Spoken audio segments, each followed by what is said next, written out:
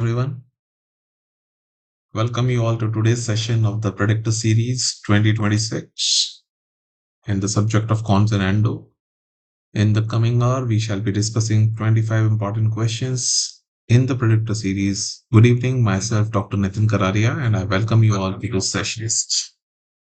Okay, so I hope I am well connected visually and audially to all of you. So let us first start. And my screen is shared with you. The first question is displayed onto your screens. It is reduction of abrasive efficiency due to clogging of abrasive particles is called what? Okay, it is asking basically reduction of abrasive efficiency.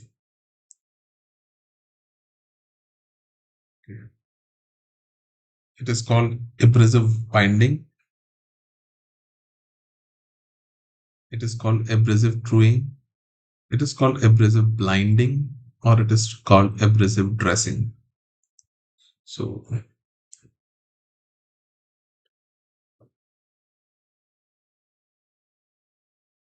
the options are abrasive binding, abrasive truing, abrasive blinding, and abrasive dressing. Reduction of the abrasive efficiency due to clogging of the abrasive particles. See, normally abrasive points,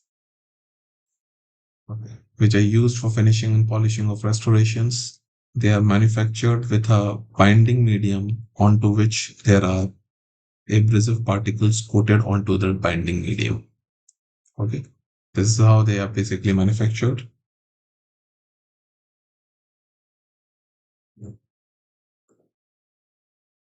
This time I can let me share this eMedicoz.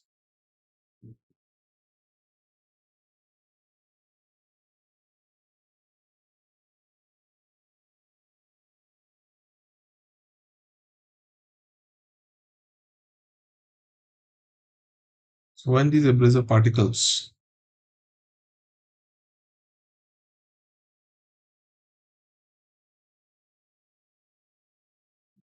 these abrasive particles, they are coated onto a surface and they are binded, and basically are of four types. These abrasive particles, which are used for finishing and polishing of different restorations like amalgam, composites, etc. They can be sintered.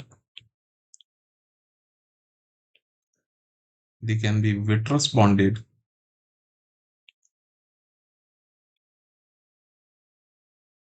They can be vitreous bonded.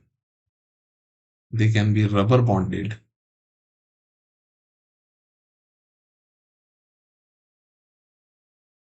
Okay. And they be having a glass matrix. These sintered particles, they are the strongest type of bonded abrasive particles. And whenever we use these abrasive particles for finishing and polishing of the restorations, the debris that is generated, it clogs these particles. So the efficiency of the abrasive point is reduced. And this reduction of the abrasive efficiency due to clogging of the abrasive particles, it is called abrasive blinding. Not binding, but blinding. So option C would be the answer to this question. It is called abrasive blinding. You understand? Whenever the substrate is cut with the help of abrasive particle, the debris that is generated from the cut surface clogs the powder particles, and it reduces the cutting efficiency of the abrasive. This is called abrasive blinding. There are two other terms in options B and D. One is abrasive truing, another is abrasive dressing. These are also relevant terms with relation to the finishing and polishing procedures. Abrasive truing basically means making the abrasive point symmetrical by reduction of runout. If you remember, there are two properties, runout and concentricity. Runout is a dynamic property of any particle, any object that would be rotated. So runout means the instrument that we are using for finishing and polishing should exactly be symmetrical, and all the particles, all the surfaces should pass through a single point when the instrument is rotating. Runout means eccentricity. The eccentricity of the particle should be minimum. So in order to make an instrument exactly concentric with minimum runout, we do the truing of the instrument. So suppose this is an abrasive point that I would be using to polish and finish a restoration.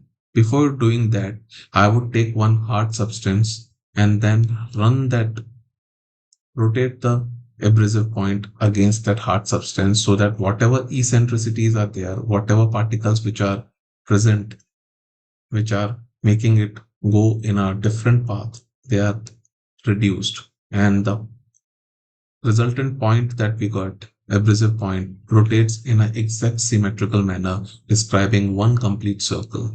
So this is known as truing, in making the abrasive point more symmetrical. What is dressing? Dressing basically means reduction of size of abrasive instrument.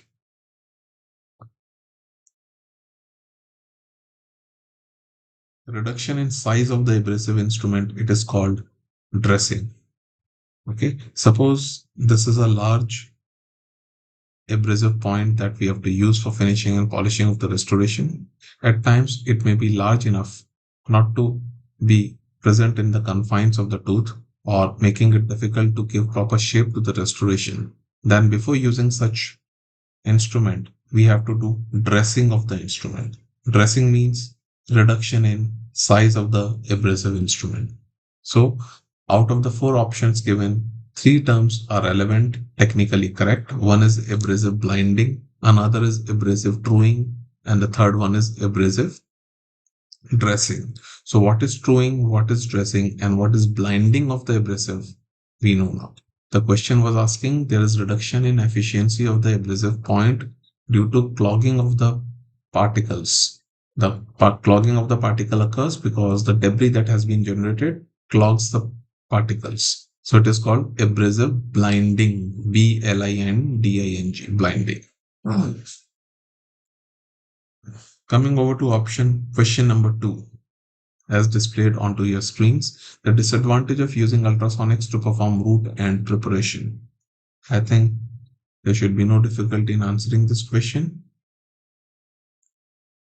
What is the disadvantage of using ultrasonics? Removal of smear layer, microfracture of the root surface, deep root and preparation, or root and perforation. Now, ultrasonic means there would be vibrating ultrasonic tips that are used for root and cavity preparation during periapical surgery.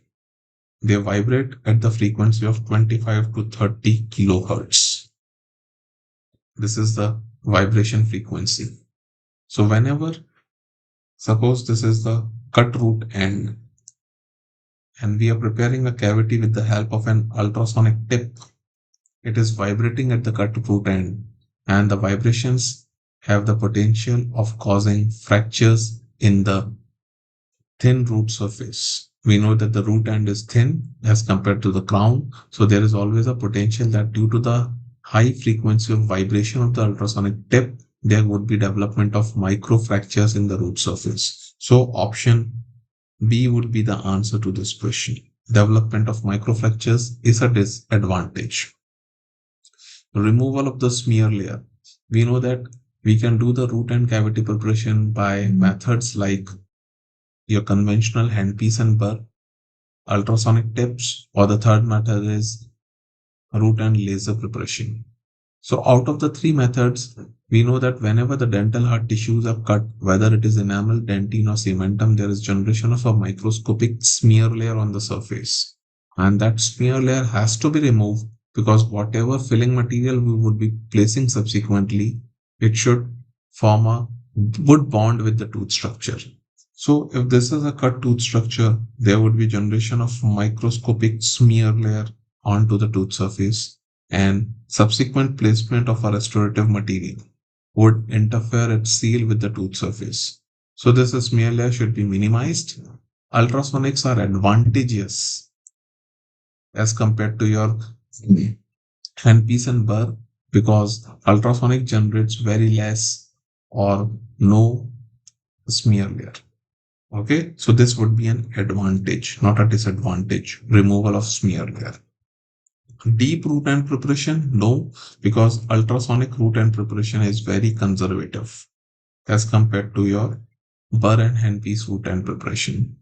And root end perforation, the perforation of the root end is not likely to occur.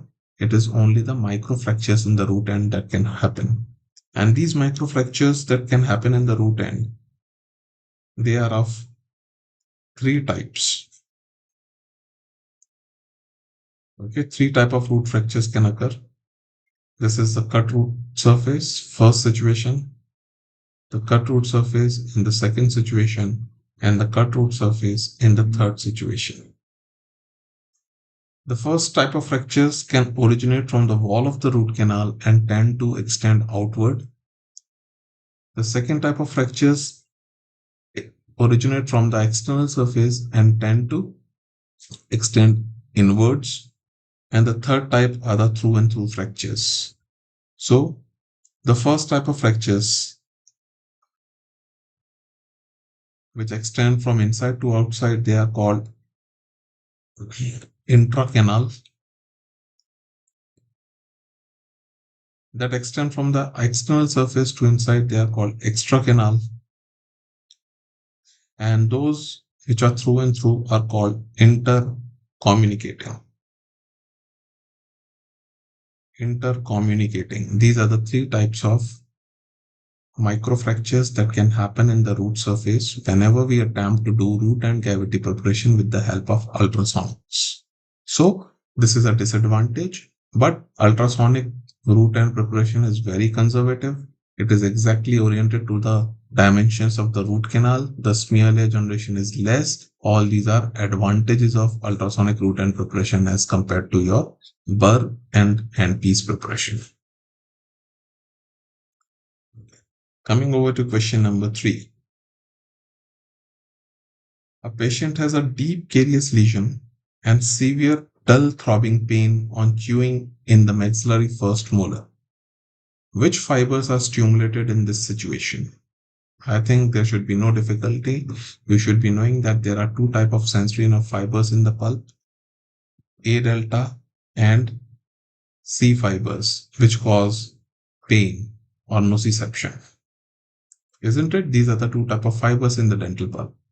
Now the characteristic of pulp is pulpal pain given over here is severe and dull throbbing pain. So dull throbbing pain indicates the pain that originates from the C fibers.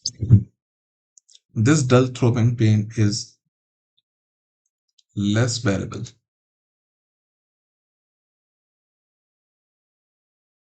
This is less bearable as compared to A delta fiber pains.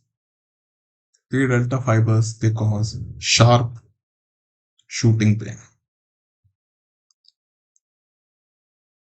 But this sharp shooting pain is of low duration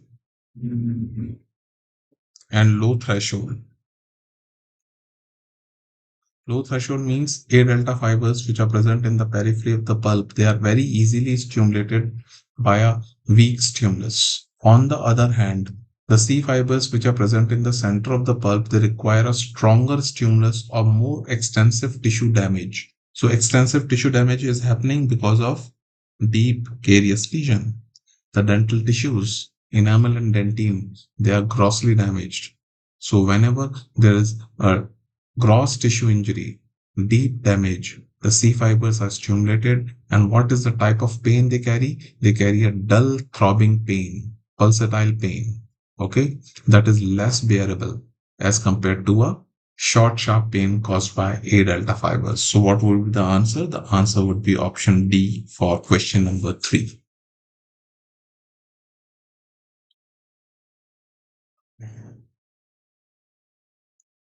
Question number 4. The Vertusi canal configuration that is given in this figure is. Now, one thing again I'm telling you, previously also I've mentioned that this what you see in Wien's classification, they are frequently asked in the examinations, and they are straightforward, simple questions. Simply you have to remember the 8 type of what you see configurations. They can be given in digits or they can be given in figures like this. So if we look at the figure schematic diagram that is given over here, what is the type of configuration? How can we identify the root canal configuration? From above to down, if we see in the coronal part, there is a single root canal. In the middle 1/3, there is bifurcation of the root canal into two. And in the apical 1/3, again they join together and exit as one. So what is the configuration? This is the canal configuration given in the figure. So what would be the vertice classification for it? It would be vertice type 3. Option B would be the answer. Simple question. Simply you have to look at the diagram and see from coronal to apical what is the configuration of the root canal. If I give a quick recap of the 8 types of vertices canal configuration, type 1 is designated as 1, a single root canal. Vertice type 2 is 2-1 configuration. Vertice type 3 is 1-2-1 configuration, as seen in the diagram over here. Vertice type 4 is a 2 configuration. Vertice type 5 is a 1-2 configuration. Vertice type 6 is 2-1-2 configuration. Vertice type 7 is 1-2-1-2 configuration.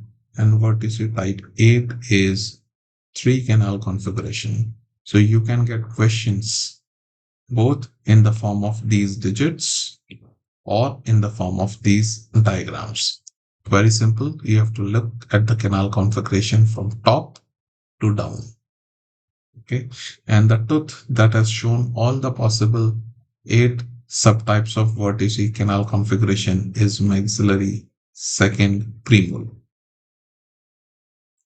This tooth exhibits all the possible 8 configurations given by vertice. Coming over to question number 5. See, one other important thing that you have to be very much thorough is endodontic traumatology. A lot of questions come upon the subject of endodontic traumatology. So do more and more questions related to that topic. And surely you will get a couple of questions related to endodontic traumatology in your forthcoming examinations. Be well versed with this topic. Okay. Coming over to the question number 5, a 12-year-old child fell in the park that led to avulsion of maxillary right central incisor. Suitable media for tooth storage before reaching the dental clinic is. So basically it is a case of tooth avulsion. And before reaching the dental clinic, what is the suitable storage media for that? Options are tap water, saline, saver tooth solution, and saliva. Okay. Storage media. If we look from most favorable, in the sequence of most favorable to least favorable, what is the meaning of favorable and non-favorable storage media? Whenever there is avulsion of the tooth, the top priority should be given to preservation of the periodontal ligament cells onto the tooth surface, so that whenever we reimplant such a tooth, there are chances of survival by reattachment of that tooth. So the optimal time for replantation of an avulsed tooth is 15 minutes. This is considered to be the optimal time.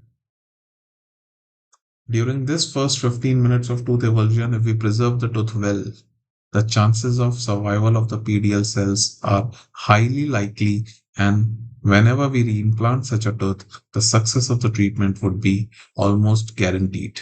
So what is the optimal time for treatment of avulsion by replantation? 15 minutes. What is the maximum time up to which we can expect the survival of some PDL cells, it is 60 minutes. Beyond 60 minutes, if the tooth has been out from the socket, even if we reimplant it, the successful reattachment of the tooth is highly unlikely because there would be inflammatory root resorption in the tooth. This is the basic criteria that we select. So, what is the most important criteria for the success of reimplantation of an avulsed tooth? What is the most important criteria? The most important criteria would be the time. How much duration the tooth has been out of the socket is the most important prognostic factor. Okay. Now come back to the storage media. What is the storage media requirement? The tooth has come out. Definitely, a layman or a person cannot reimplant the tooth. It has to be professionally reimplanted. So the storage media is required for the safe travel of the tooth to the dentist so that the viability of the PDL cells is preserved. So most favorable tooth media is Viaspan. All of you must have heard about Viaspan. Viaspan is a physiological medium that is used for the transport of your visceral organs like heart, lung, liver, kidney, etc. Okay, from the donor to the recipient. Same Viaspan is also an ideal storage medium for the teeth surfaces also. The second most favorable is Hank's Balanced Salt Solution, HBSS. HBSS is a specific medium manufactured for the storage of an avulsed tooth, and it is commercially available under the trade name as Save a Tooth. It is given as one of the options over there. Then another favorable is a cold, low-fat milk that is very good at preserving the vitality of the PDL cells. Next favorable medium would be the patient's own saliva. And the least favorable would be tap water or saline. Why? Because they would result in hydrolysis of the cells. So if we look at the options given here, tap water, saline, save-a-tooth solution or saliva, which would be the best medium, most suitable? It would be option number C. Save-a-tooth is the brand name for Hank's Balanced Salt Solution. Option C would be the answer. Question number 6. Thermoplasticized obturation technique is contraindicated in.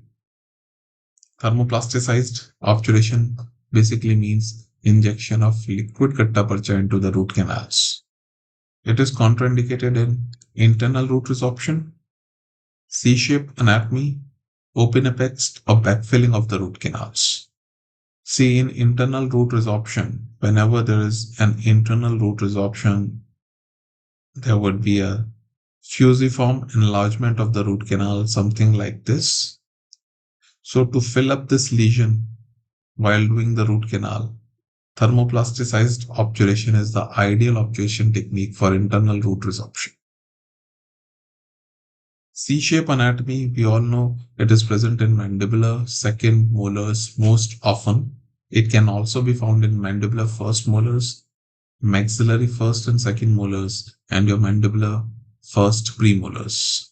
But the highest frequency of C-shaped root canals is present in mandibular second molars. And we know that C-shape anatomy, the root canal, would be something like this.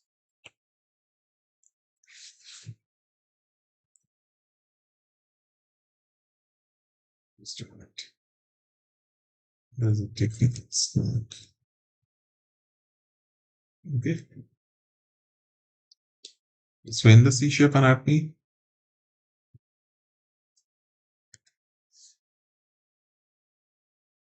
the root canal would be something like this, and conventional obturation methods are inadequate to fill all the nook and corners of the root canal. Whenever we inject liquid katta-parcha in such situations, it would result in a better obturation, so it is indicated for C-shape anatomy. Open apex, we know that it is called blunderbuss also.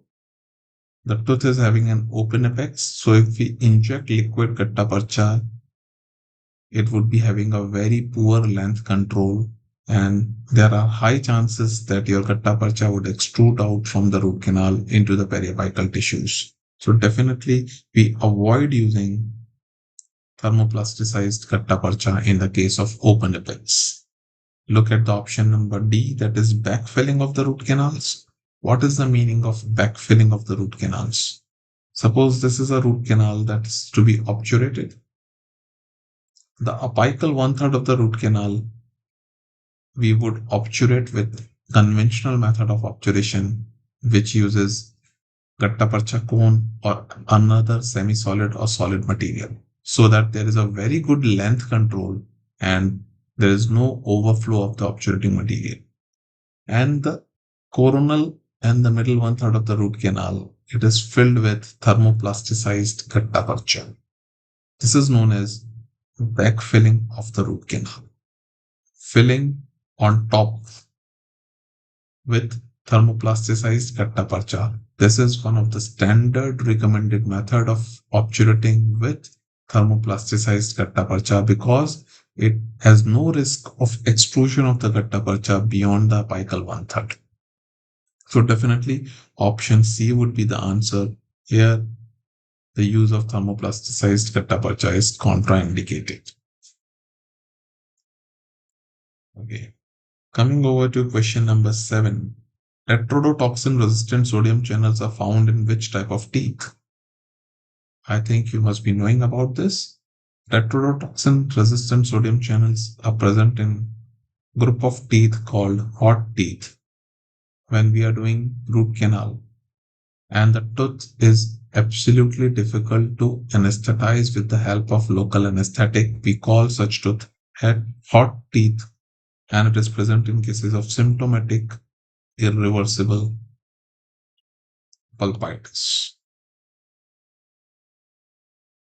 Whenever there are teeth with symptomatic irreversible pulpitis, the patient is already having spontaneous throbbing pain and the patient comes for having the root canal done. Whenever we try to anesthetize such teeth, the success of local anesthesia is highly unlikely and such teeth are called hot teeth. What is the pathophysiology behind hot teeth? It is the presence of tetrodotoxin resistant sodium channels. We know that local anesthetics work by blocking the action of sodium channels. Okay. In the cases of teeth with symptomatic irreversible pulpitis, there is a history of spontaneous throbbing pain in a tooth. The concentration of these tetrodotoxin resistant sodium channels increases manifold. And these tetrodotoxin resistant sodium channels, they are refractory to the action of the local anesthetics like lidocaine that we commonly use. So we are unable to achieve anesthesia in such teeth, and clinically we call them such teeth as hot teeth. And looking at the option, they are found in which type of teeth? Teeth with apical periodontitis. They may be found, okay, but not very frequently.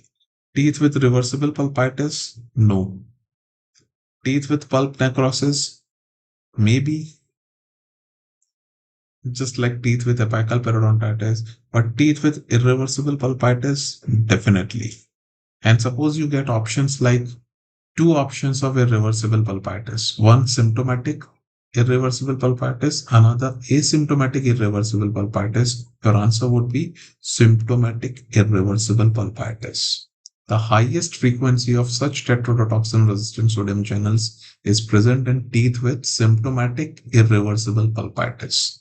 I hope I am clear. So answer to this question would be option D. Symptomatic irreversible pulpitis or simply irreversible pulpitis. Okay. And what are these tetrodotoxin resistant sodium channels? These are subtypes 8 and 9.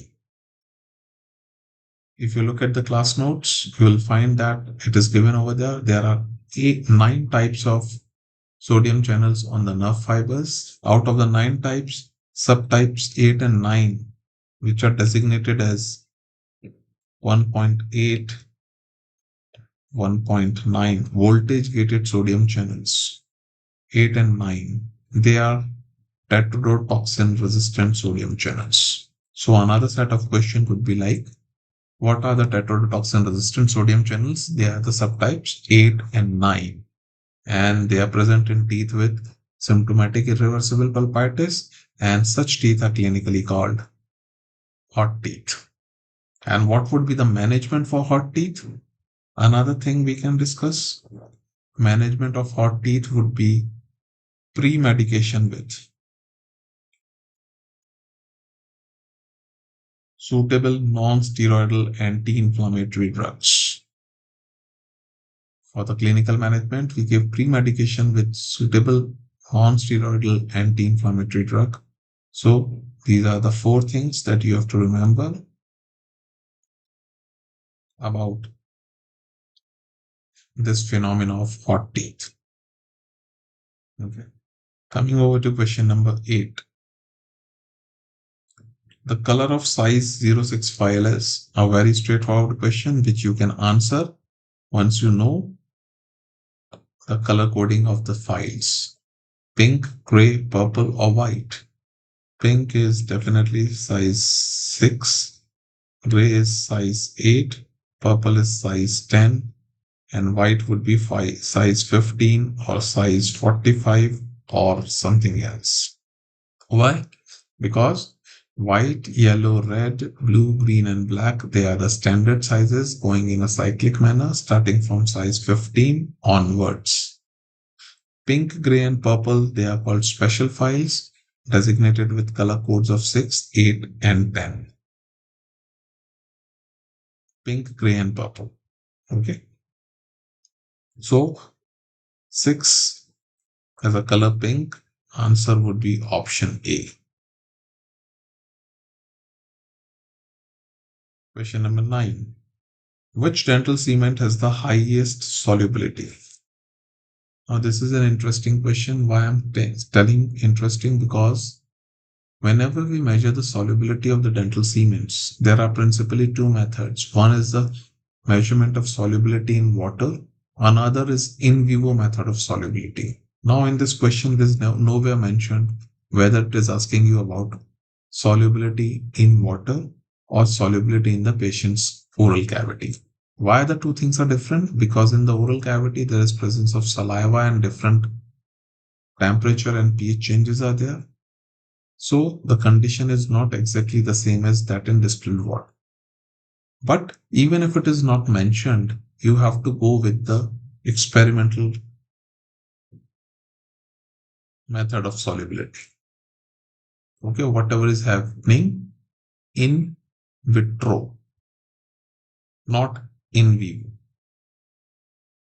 So if it is not clearly specified, you have to go with in vitro methods, solubility in water, distilled water. If we talk about the solubility order of common cements, it increases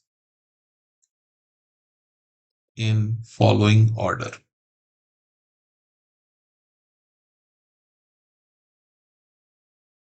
The solubility of dental cements would increase in the following order. Least soluble cement, we would see to the most soluble cement. In the in vitro or experimental setup, least soluble, they are the resin cement. What are resin cements? That are based upon synthetic resins like composite resins. They are less soluble than compomers. What are compomers? They are resin modified composites. They are resin modified ionomers, the form of which are less soluble than resin modified class ionomer cement. Okay. This is least soluble resin cements, compomers, RMGIC. Then zinc phosphate cement, which is almost similar in solubility to zinc polycarboxylate cement. But if we have to make a strict comparison between zinc phosphate and zinc polycarboxylate, zinc phosphate is considered to be slightly less soluble than zinc polycarboxylate, which is less soluble than your conventional non-modified glass ionomer cement. So this would be the most soluble cement amongst the common cements that are used. So what would be the answer if we look at the options? Zinc phosphate, GIC, zinc polycarboxylate, or compomer. So answer would be GIC, that is option B. Suppose you get a question which is asking you about in vivo solubility. Specifically,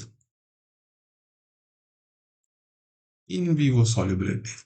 If it is not specified, what options would you choose? You would choose according to the in vitro solubility.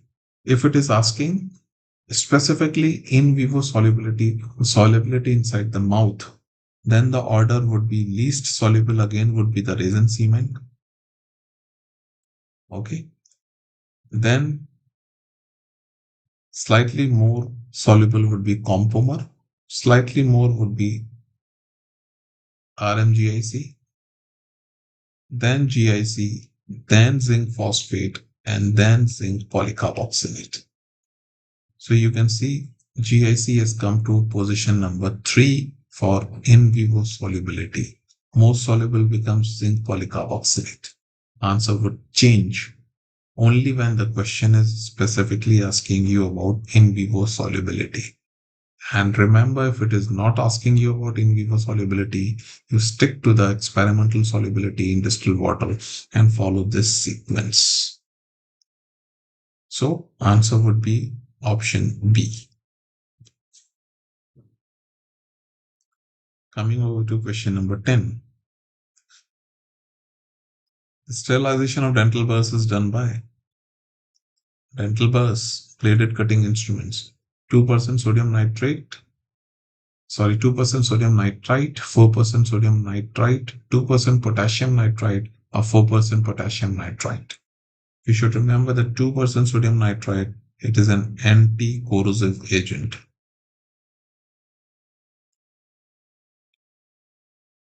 It is an anti-corrosive agent that is added to the water for autoclave sterilization of pearls. It prevents rusting of pearls.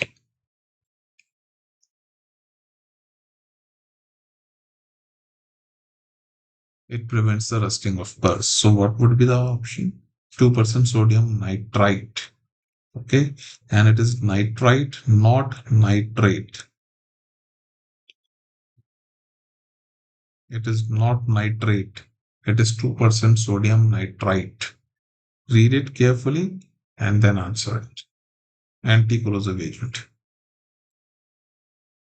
Someone has asked me what about the silicate cements. I have not mentioned the solubility of silicate cements because they are obsolete. They are no longer used in dentistry. But suppose you get an option of silicate cements, then they would be the most soluble in all situations, whether in vitro or in vivo. Okay. Silicate cements. Now the silicate cements are no longer taught in dentistry. You would not find the silicate cement in the textbooks also. Why? Because it is long obsolete. So it is highly unlikely you will get silicate cement in the options. But if you get silicate cements in the options, the most important disadvantage of silicate cements is that they are highly soluble in the oral cavity. So they would be the most soluble whether in vitro or in vivo. I hope I am clear. Okay. Question number 11. Not true about GG drills is Gates Glidden drills. ISO Group 2 instruments that are low speed engine driven instruments. Sequenced from 1 to 6 with tip diameter of 0.5 to 1.5 millimeter. It is correct. They are used only in the straight portion of the root canal is also correct. They have a cutting tip or they cut during withdrawal. They do not have a cutting tip, but they cut during withdrawal is also correct. Okay, so answer would be option C.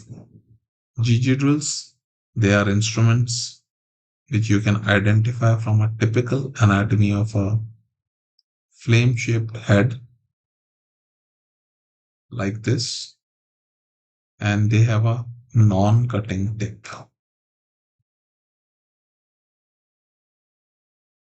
Instruments with non-cutting tip, they are called bat tip, BATT, bat tip. Non-cutting tip is a bat tip. Okay.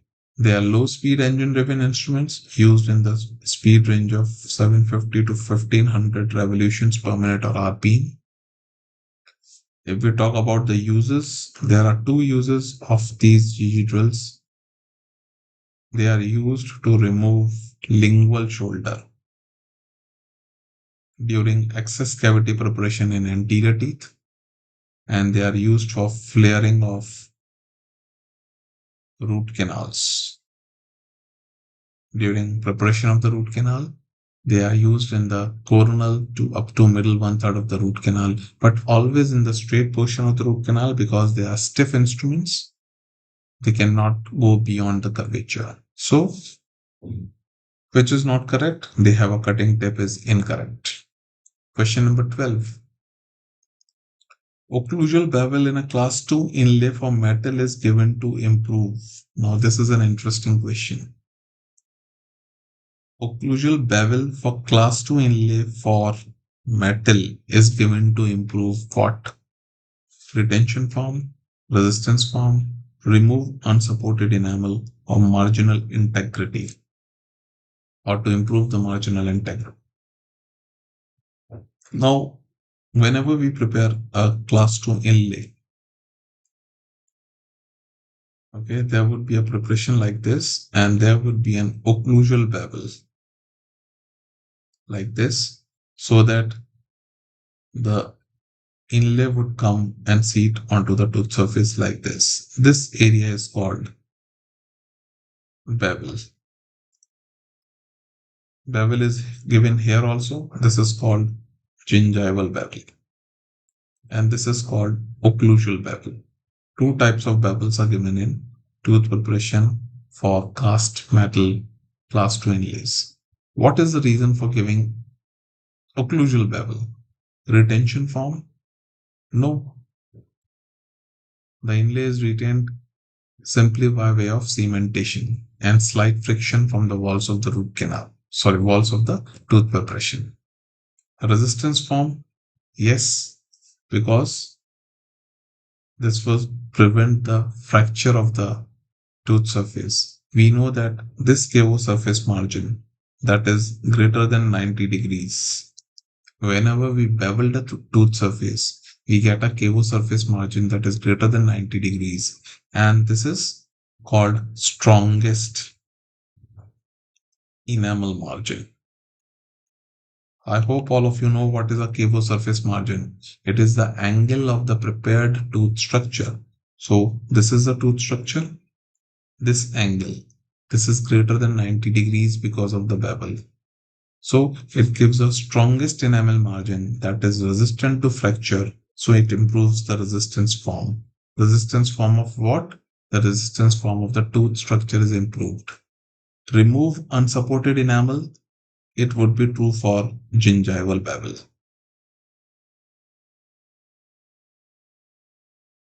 Okay, it is a more apt answer for gingival bevel. The question is asking you about occlusal bevel. And marginal integrity, it can improve the marginal integrity, but whenever we are talking about composites, we are preparing a beveled inlay for composites, indirect composites or ceramics, then marginal integrity would be increased.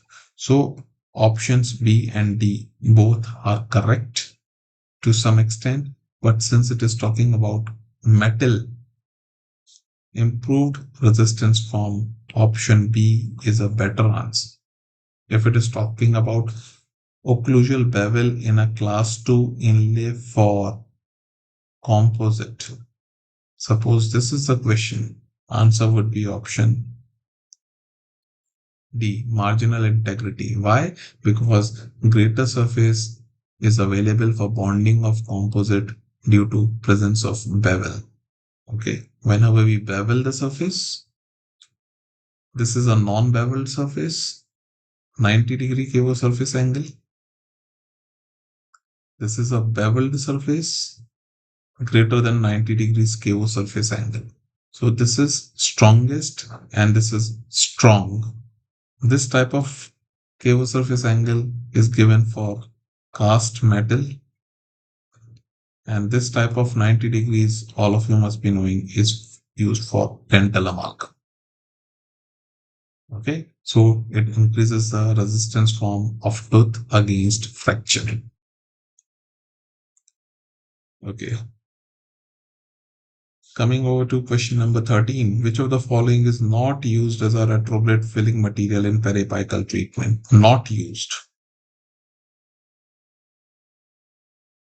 Options are EBA, ortho with ethoxybenzoic acid. We use it. Dicat is used. MTA is definitely used. Endomethasone is not used. It is a sealer. Formaldehyde based root canal sealer that is not used for your root and cavity preparation filling. EBA, Dicat, and MTA, all three are used. So what would be the answer? Answer would be option B. Endomethasone is not used. It is a formaldehyde based root canal sealer that is not recommended because of its formaldehyde content. Question number 14. A 10-year-old child came to the dentist with the history of blue-gray tetracycline staining with bending and want to get rid of his stains. The treatment of choice would be. Now, here it is talking about 10-year-old child. It is a young patient with large pulp chambers and with most likely incomplete root ends, isn't it? Only the central incisors and first molars would be having completed root ends. Otherwise, all other teeth would be having incomplete or blunderbuss roots, developing teeth. So what is the treatment of choice? And it is a blue-gray tetracycline staining. So at-home bleaching, full crown restoration, hydrochloric acid microabrasion, superoxole with or without heat. See, home bleaching, which is done with carbamide peroxide, would be of no effect in blue-gray tetracycline staining. We rule out option number A. Hydrochloric acid microabrasion is also ruled out, would be of no effect because hydrochloric microabrasion is used for superficial stains that are present in the enamel, 0.2 to 0.3 millimeter of the enamel. By abrading the surface, we remove the stains.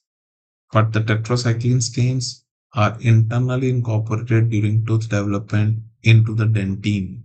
So the treatment of the enamel would not help in removing the stains. We are left with options B, that is full crown restorations, and option D, use of superoxole, that is 30 to 35% hydrogen peroxide with or without heat. So this is called power bleaching or in-office bleaching. In-office bleaching of such teeth can give you some results, but full coverage restorations, they are the definite treatment. So the best treatment would be what? B, best treatment. But we look at the age of the child. Only a 10-year-old child is there with a developing dentition. So an important caveat in this question is the age of the patient. Had it been an adult patient, the answer would be straightforward option B, that is full coverage restorations, because these dark blue-gray discolorations do not respond adequately to any form of bleaching treatment. But since it is a very young patient, the dentition is still developing, we would avoid giving full coverage crown restorations on all the teeth. Okay, so option D would be a better answer. I hope all of you understand that. This is a bit tricky question. Age is the determinant that would help you in deciding which option to go for. Okay, although that is not the ideal option, power bleaching is not an ideal option because such dark blue-gray discolorations do not respond to bleaching. Only the yellow and mild brown discolorations would respond to bleaching. But looking at the options, this is the most suitable answer. Question number 15. 18 to 30 fluted carbide burr is used for finishing, polishing, grinding, or contouring. 18 to 30 fluted carbide burr. 6, 8, or 10 fluted or blades. They are used for cutting and grinding of the restorations. Okay, and 18 to 30 fluted, they are used for finishing of the restoration. So what would be the answer? Answer would be option A. This would be option C. I hope you understand it. Okay. They are used for finishing of finishing burrs or finishing burrs. They have got more number of blades to give a smoother surface.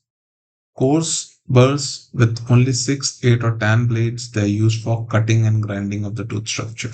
So initial reduction of the tooth structure is done with a cutting burr, which is having 6, 8, or 10 blades, and then finishing of the preparation is done with 18 to 30 fluted burr. So option A would be the answer.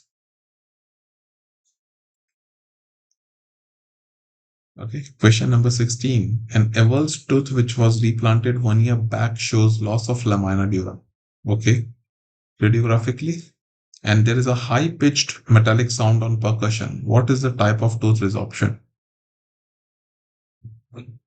So a tooth has been replanted 1 year back. Now it is showing loss of lamina dura. Means there is joining of tooth with bone. Isn't it? There's a fusion of tooth with the bone. So this is called ankylosis of the tooth. And there's a high-pitched metallic sound. This is a characteristic when there is fusion of the tooth with the bone, there would be a high-pitched metallic sound on percussion. Percussing a tooth with a periapical abscess would give you what type of sound? It would give you a dull sound. Percussing a normal tooth, healthy tooth with healthy PDL would give you what type of sound? It would give you a resonant sound. Okay, an echoing sound would be there. So high-pitched metallic sound means there is junction of the tooth with the bone. A dull sound means there is some periapical lesion like periapical abscess in the tooth. So here it is a high-pitched metallic sound. Example of tooth ankylosis. Ankylosis means fusion of the tooth with the bone. So what type of resorption is there? Definitely replacement tooth resorption. The PDL is replaced with bone. Okay.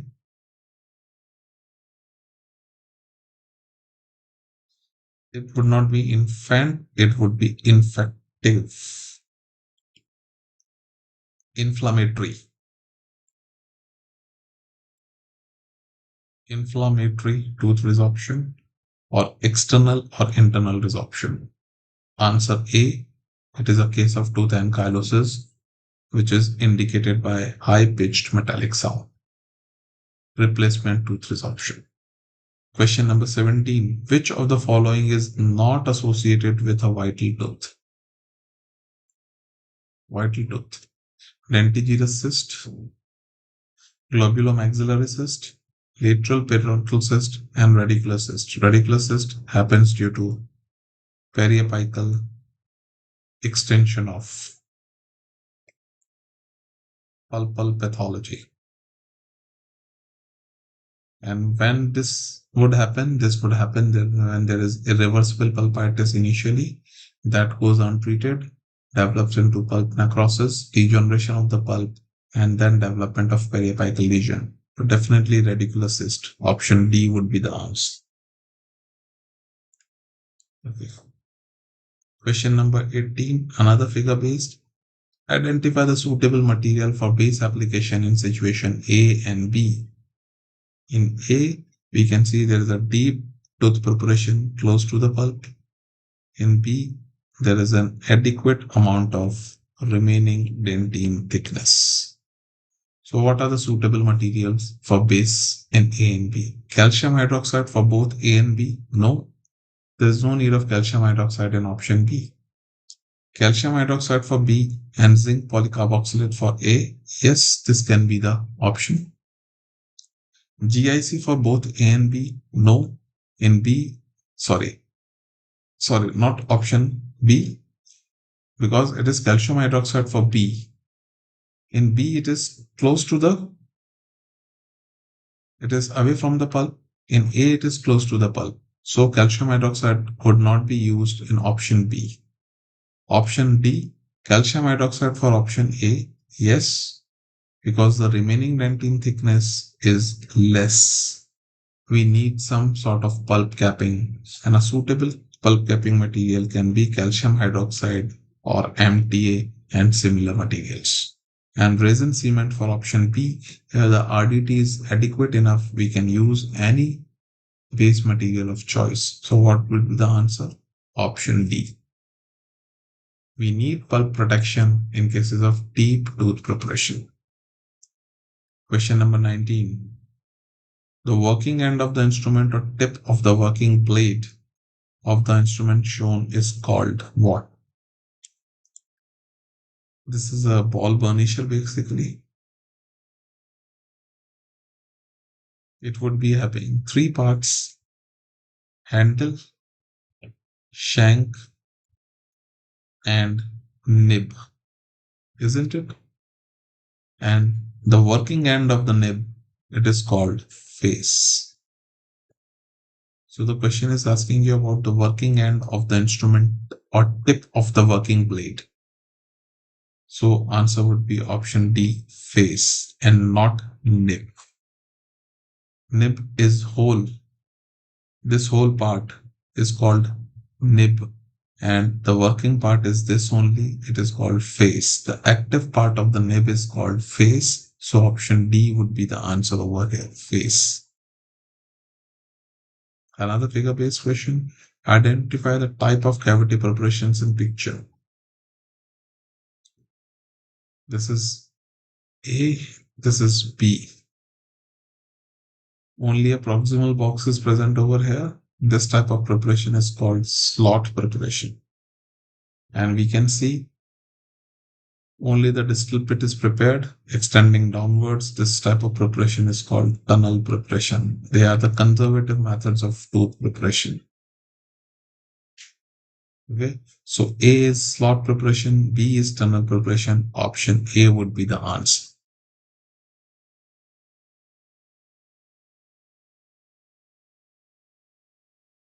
Question number 21.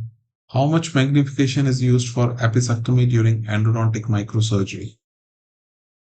Apicectomy means resection of the root end. 2 to 4x, 4 to 8x, 14 to 26x, and 26 to 30x. See, magnification can be classified as low, medium, and high. Majority of the procedures are done under medium magnification. Low magnification is in the range of 2 to 8x. 8 to 14x is medium, and 14 to 26 and above is high magnification. This high magnification is used only for identification of Identification of anatomic landmarks for studying the anatomy of the surface. This magnification is so high that adequate working field is not provided. It results in a very short working area. So this identification of anatomic landmark is done as high magnification. What is identification of anatomic landmark? Suppose we have to find out the presence of micro cracks and fractures in the root. We have to look for isthmuses, etc., other anatomical features. Then high magnification is used. Low magnification is generally not used. It is used for mostly operative procedures. What are operative procedures? We can talk about restorative dentistry. Okay, we are using loops or some other things at low magnification, microscope at low magnification. We are doing a composite restoration, an amalgam restoration, or any other restorative procedure. Then low magnification in the range of 2 to 8x is adequate enough. But when we are talking about surgical procedures like root and preparation, root and resection, medium magnification is recommended. That is in the range of 8 to 14x. If we look at the options, they are 2 to 4, 4 to 8, 14 to 26, and 26 to 30. Although exact options are not there, but most suitable answer would be option C. I hope all of you understand. According to the options given, these would be treated as low, this would be treated as a medium magnification, and this would be treated as a high magnification. Question 22. In dental caries, the propagation of bacteria into the dentine can be explained by. It is an interesting question. The propagation of bacteria into the dentine. The bacterial mobility increases in dentinal tubular fluid. No. We know that because of the intrapulpal pressure, there is a constant slow outward movement of tubular fluid. And that outward movement of tubular fluid prevents the penetration of bacteria toward the dental pulp. So, dentinal tubular fluid would not help in propagation of bacteria into the dentinal tubules. Due to increased hydrostatic pressure in dentine during infection. Okay, there is a case of dentinal caries. The patient is doing mastication and everything. Hydrostatic pressure would increase. That would counteract the pulpal pressure and would force the bacteria inside the dentinal tubules. Due to increased temperature during mastication, not relevant. Change in salivary pH, also not very relevant. Option B would be the answer. Okay. Question number 23. If apical 3 mm is resected, how many of the lateral and accessory canals are eliminated? We know that we are doing root and resection during periapical surgery. So the extent of resection can be 1 mm, 2 mm, and 3 mm. 3 mm resection of the root end is considered to be the most favorable.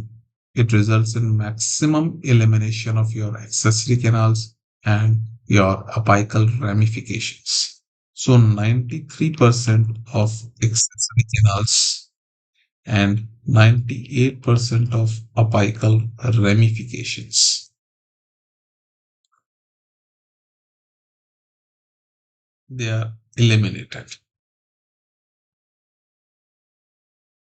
So how much of the accessory canals or lateral canals are eliminated? 93%. This is a bit technical question, you should remember. And how many of the apical ramifications are eliminated? 98%. It is asking about accessory and lateral canals. Option B would be the answer, 93%. Question number 24. Which is not a smart stimulus responsive material?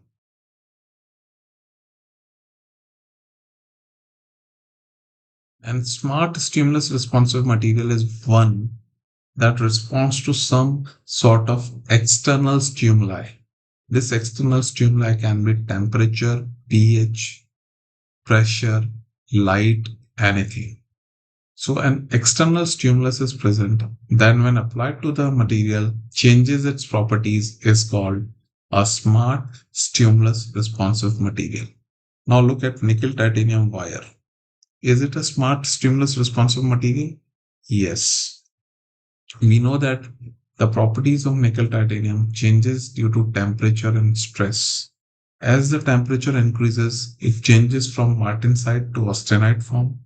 As the stress increases, it changes from austenite to martensite form. So some external factor is causing change in properties of the material. This is called smart stimulus responsive material. So nickel titanium is definitely smart. Zirconia porcelain. Zirconia is a smart stimulus responsive material because there is a phenomenon of transformation, toughening. Transformation toughening in zirconia.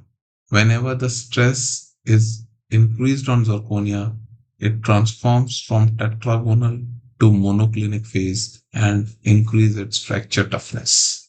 So it is a smart material. Dental composites, whenever we show light, it undergoes polymerization and its properties changes. There is setting of the composite. So it's also a smart material.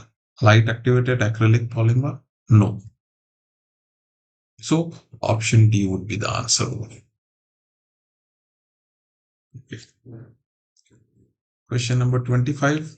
You have to identify the ICDAS International Caries Detection and Assessment System score for the below lesion. So ICDAS basically uses a visual score of 0 to 6 to quantify the carious lesion. Here we can see there is blackening of tooth surface, but no pitting, no break. It is called undermined caries lesion. Okay. There's discoloration of the tooth surface, no pitting. It would be ICDS score of 4. Option C would be the answer over here. So 0 to 6 are the scores. If we look at the scores, these are the ICDS scores displayed onto your screens, 0 to 6. Okay. 0 means a healthy and intact tooth structure.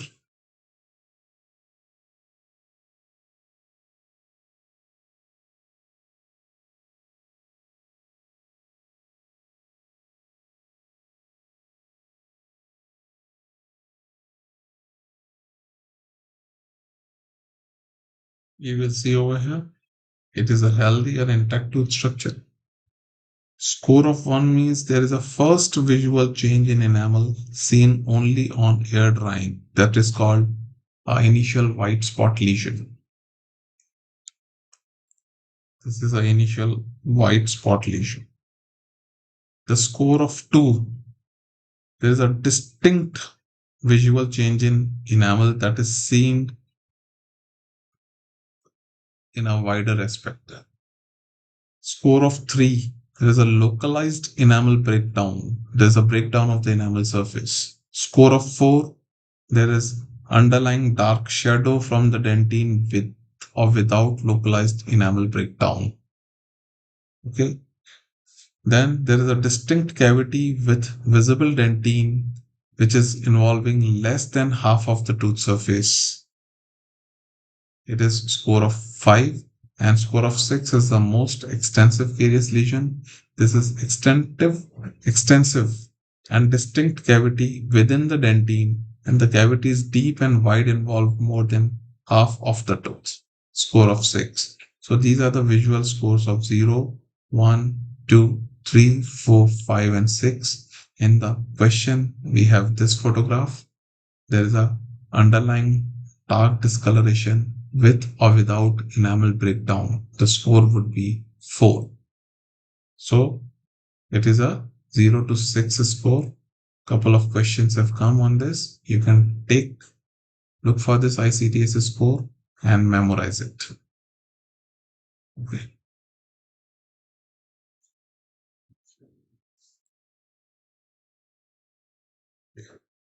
So these were the 25 questions that we have discussed as part of our predictor series. With this, I conclude today's session. My best wishes to one and all of you. Okay. You have done really great effort all through these years, and I wish you all a very success in your forthcoming examinations. Keep studying and believe in yourself. You can achieve great results with that. Thank you very much for being connected with me. I hope it has been a fruitful session for you all. With this, I am signing off. Thank you very much. Good night, everyone.